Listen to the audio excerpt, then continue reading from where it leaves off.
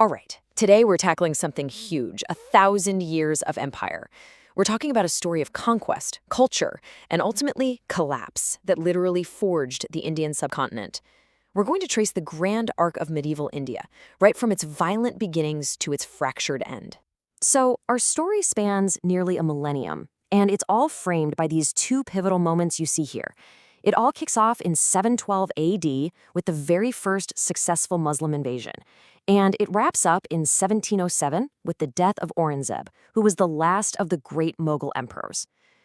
These two dates really define the entire era.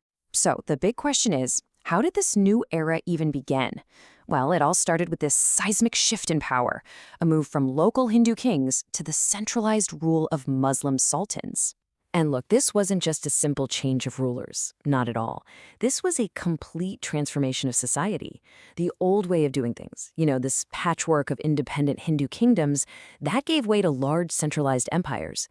And this brought with it these deep, lasting cultural and political influences from Central Asia, completely reshaping the subcontinent's destiny. This conquest didn't just happen overnight. First, you have the Arabs establishing a foothold in Sindh. Then came two really different waves of Turkish invasions. The first one, led by Mahmud of Ghazni, his raids were pretty much all about plunder. But that second wave, led by Muhammad Ghori, that was different.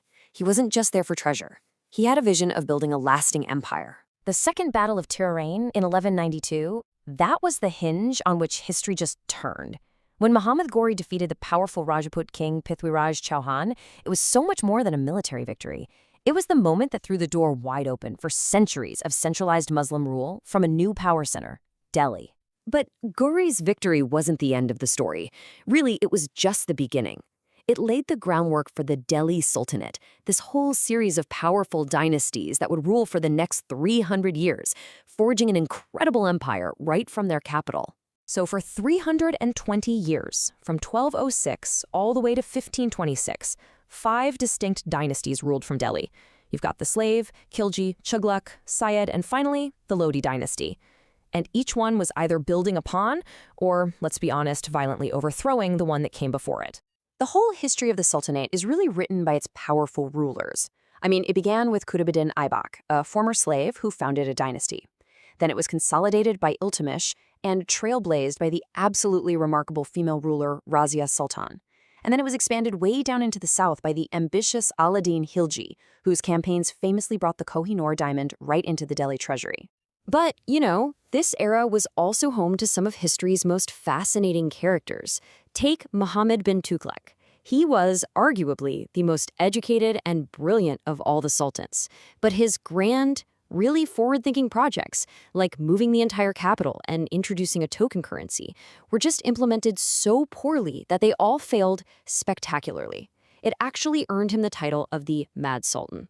And just as a major battle began the Sultanate, another one ended it. In 1526, at the First Battle of Panipat, an invading force led by a guy named Babur defeated the last Sultan Ibrahim Lodi. And just like that, the 320-year rule of the Delhi Sultans was over. The stage was now clear for an even grander empire. And that victory at Panipat? Well, it gave rise to one of history's most dazzling empires, the Mughals. This period is often called India's second golden era. A time of just incredible wealth, artistic achievement, and architectural wonders that still define the landscape today. The heart of the Mughal story is really the reign of these 6 extraordinary emperors, often called the Great Mughals. Starting with the founder Babur, this timeline traces a direct line of succession that would go on to shape the subcontinent for nearly 200 years. Now, while Babur founded the empire, it was his grandson, Akbar, who was really considered its true architect. He didn't just conquer, he united. He created this super sophisticated administrative system to manage the vast territory, he fostered a vibrant culture, and he famously promoted policies of religious tolerance to try and stabilize his incredibly diverse empire. So, from Akbar's administrative genius, the empire moved to its cultural zenith under his grandson, Shah Jahan. His reign is remembered, pretty simply, as the golden age of Mughal architecture. This is the guy, the builder, who gave the world the breathtaking Taj Mahal and the imposing Red Fort in Delhi. And that brings us to the last of the great Mughals, Aurangzeb.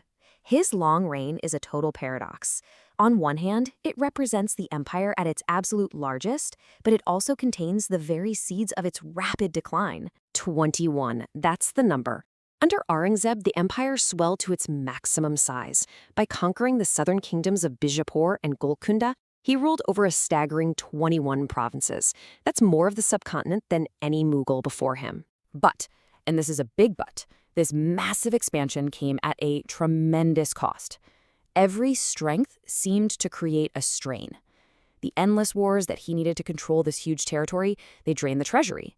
His reversal of Akbar's tolerant policies created deep resentment, and his constant focus on the south allowed regional powers like the Marathas to grow into a really formidable challenge to Mughal authority. So when Aurangzeb died in 1707, the powerful force holding this huge empire together was just gone.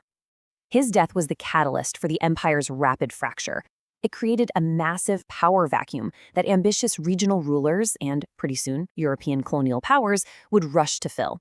This really marks the definitive end of the medieval era. So, from the first invasion in 712 to the fracture of an empire in 1707, we've journeyed through 1,000 years of history. And this incredible story of conquest and culture leaves us with a final, pretty provocative thought. What echoes of the sultans and the Mughals, their art, their conflicts, their very identity, still shape the subcontinent today?